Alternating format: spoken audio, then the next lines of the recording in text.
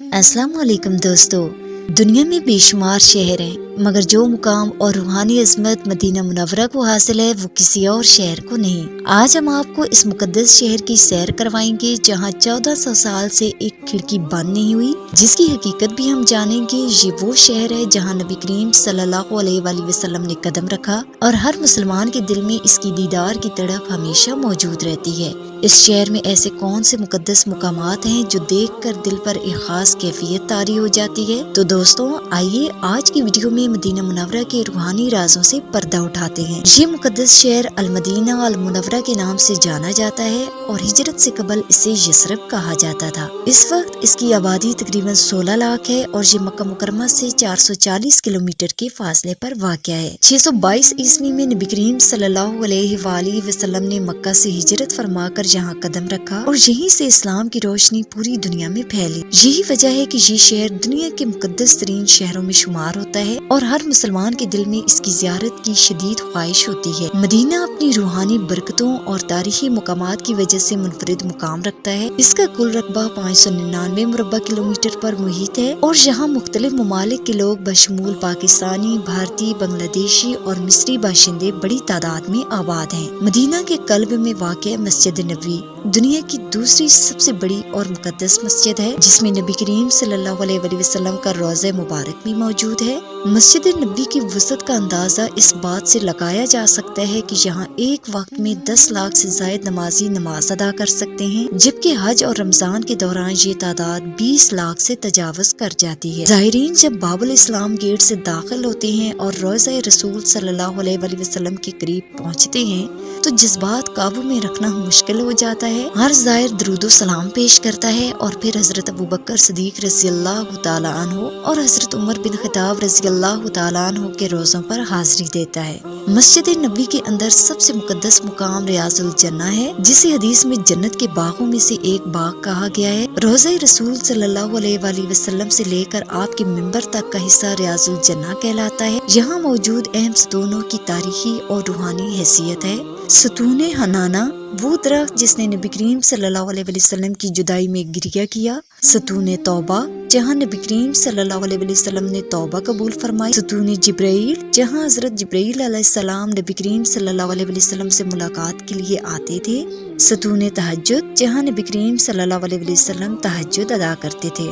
रियाजुल जन्ना में नमाज पढ़ना एक बड़ी सआदत है और इसके लिए नस्क ऐप के जरिए इजाजत लेना जरूरी होता है। ज़ायरीन को यहाँ 30 मिनट दिए जाते हैं ताकि वो नवाफिल अदा कर सके। मस्जिद नबी की बुनियाद 622 ईस्वी में नबी करीम सल्लल्लाहु अलैहि वसल्लम के हुक्म से रखी गई। इब्तिदा में ये खजूर की लकड़ी, पत्थरों और मिट्टी से तामीर की गई थी और इसकी छत खजूर की टहनियों से बनाई गई थी। वक्त गुजरने के साथ इसमें कई बार तोसी हुई और आज ये दुनिया की सबसे खूबसूरत और वसी तरीन मसाजिद में से एक है। मदीना वो शहर है जहाँ सुकून, मोहब्बत और बरकतें सिमट आई हैं। यहाँ की रूहानी फिजा ऐसी है कि जो एक बार आता है वो बार बार आने की तड़प रखता है।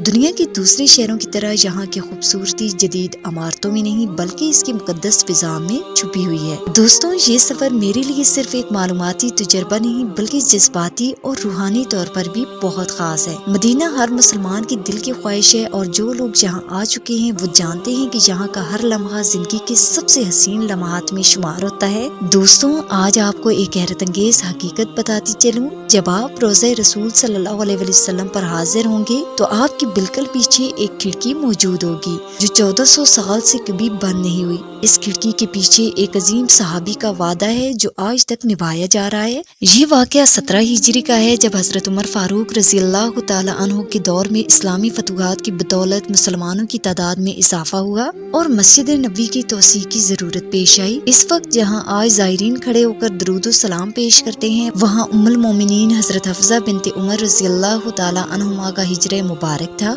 हजरत उमर रज़ियल्लाहु ताला अन्हु ने अपनी बेटी हजरत हफ्सा रज़ियल्लाहु ताला अन्हुमा से दरख्वास्त की कि वो हिजरा खाली कर दे, लेकिन ये वही जगह थी जहाँ उनके शौहर रसूलुल्लाह सल्लल्लाहु अलैहि वसल्लम आराम फरमा थे। ये सुनकर हजरत हफ्सा रज़ियल्लाहु ताला अन्हुमा अबदीदा हो गई और इनकार कर दिया। बाद में हजरत आयशा रज़ियल्लाहु ताला अन्हुमा की मुदाखलत पर हजरत हफ्सा रज़ियल्लाहु ताला अन्हुमा ने एक शर्त रखी कि उन्हें एक खिड़की दी जाए जहाँ से वो अपने महबूब नबी करीम सल्लल्लाहु अलैहि वसल्लम के रोज़े मुबारक की ज़ियारत कर सके اور وہ کھڑکی کبھی بند نہ ہو۔ حضرت عمر رضی اللہ تعالیٰ عنہ نے یہ شرط قبول کر لی اور تب سے ہی آج تک یہ کھڑکی کھلی ہے۔ مدینہ جو پہلے یثرب کے نام سے جانا جاتا تھا، کبھی یہودیوں کا تجارتی مرکز تھا، لیکن آج یہ مسلمانوں کے لیے مقدس ترین مقامات میں سے ایک ہے۔ سعودی حکومت نے اس مقدس شہر کو جدید طرز پر استوار کیا ہے، جس کے باعث کئی پرانے محلے ختم ہو گئے ہیں اور وہاں ہوٹل تعمیر کیے جا رہے ہیں۔ مسجد نبوی کی اندرونی عمارت میں 42 دروازے ہیں، جن میں کچھ خواتین اور کچھ مردوں کے لیے مخصوص ہیں۔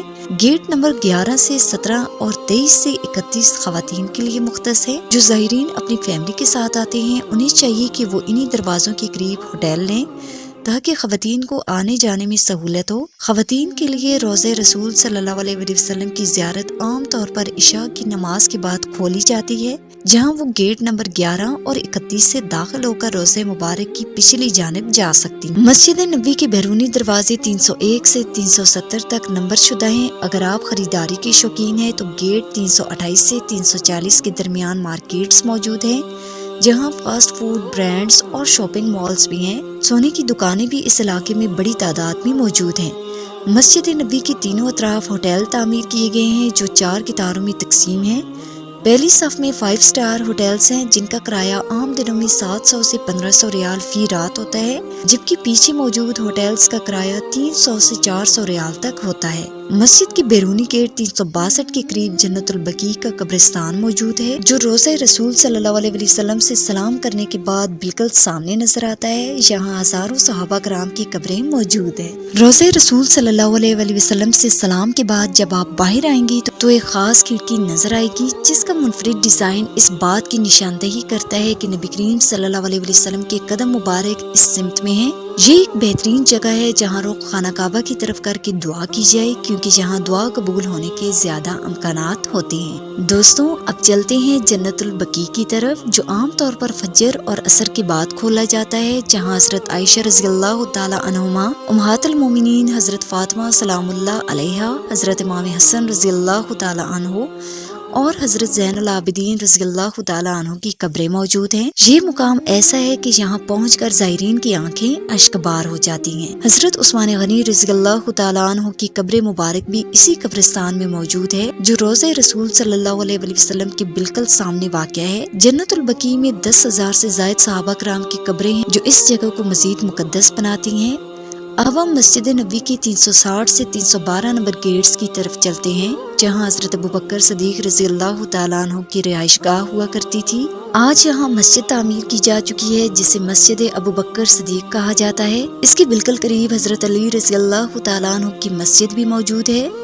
یہ سب مقامات مدینہ منورہ کی روحانی عظمت کو مزید بڑھاتے ہیں۔ اللہ تعالیٰ ہمیں بار بار حاضری نصیب کرے، آمین۔ دوستوں، اب میں آپ کو مدینہ منورہ کی چند اہم زیارت گاہوں کے بارے میں بتانے جا رہی ہوں۔ جب آپ مسجد نبوی کے 310 نمبر گیٹ کی طرف جائیں گے تو آپ کو ایک خوبصورت مسجد نظر آئے گی، جسے مسجد غمامہ کہا جاتا ہے۔ یہ وہی جگہ ہے جہاں نبی کریم صلی اللہ علیہ وسلم نے بارش کے لیے دعا کی تھی۔ اگر آپ 334 نمبر گیٹ سے باہر نکلیں گے تو سامنے ایک عظیم پہاڑ نظر آئے گا، جسے احد پہاڑ کہا جاتا ہے۔ نبی کریم صلی اللہ علیہ وسلم نے فرمایا، مجھے احد سے محبت ہے اور احد کو مجھ سے محبت ہے۔ اس پہاڑ کو جنت کا پہاڑ بھی کہا جاتا ہے۔ تقریباً 20 ریال میں ٹیکسی آپ کو یہاں لے جائے گی۔ اسی مقام پر غزوہ احد ہوئی تھی، جہاں کئی صحابہ کرام شہید ہوئے، جن میں نبی کریم صلی اللہ علیہ وسلم کے پیارے چچا حضرت حمزہ رضی اللہ تعالیٰ عنہ بھی شامل تھے۔ ان کی قبر مبارک بھی اسی جگہ پر موجود ہے۔ اسی جنگ میں نبی کریم صلی اللہ علیہ وسلم کے دندان مبارک بھی شہید ہوئے تھے۔ یہاں سے آگے بڑھیں تو ہم پہنچتے ہیں مسجد قباء، جو اسلام کی سب سے پہلی مسجد ہے۔ جب نبی کریم صلی اللہ علیہ وسلم نے مکہ سے ہجرت کی تو سب سے پہلے یہاں قیام فرمایا اور اسی مسجد کی تعمیر میں خود بھی حصہ لیا۔ آپ صلی اللہ علیہ وسلم اکثر ہفتے کے دن اس مسجد میں نماز ادا کرنے کے لیے تشریف لاتے تھے۔ یہ مسجد مسجد نبوی سے تقریباً 3 کلومیٹر کے فاصلے پر واقع ہے۔ ایک حدیث کے مطابق مسجد قباء میں 2 رکعت نفل ادا کرنے کا ثواب ایک مقبول عمرے کے برابر ہے۔ مسجد قباء کے قریب ہی حضرت سلمان فارسی رضی اللہ تعالیٰ عنہ کا باغ موجود ہے، جہاں لوگ خاص طور پر اجوا کھجور خریدنے کے لیے آتے ہیں۔ یہاں سے کچھ فاصلے پر بیار غرس نامی کنواں ہے، جس کی بڑی فضیلت بیان کی گئی ہے۔ بعض روایات کے مطابق نبی کریم صلی اللہ علیہ وسلم نے فرمایا کہ یہ جنت کا کنواں ہے اور اسی کنویں کے پانی سے آپ صلی اللہ علیہ وسلم نے غسل فرمانے کی وصیت کی تھی۔ آج بھی بڑی تعداد میں زائرین جہاں آتے ہیں اور اس کا پانی پیتے ہیں۔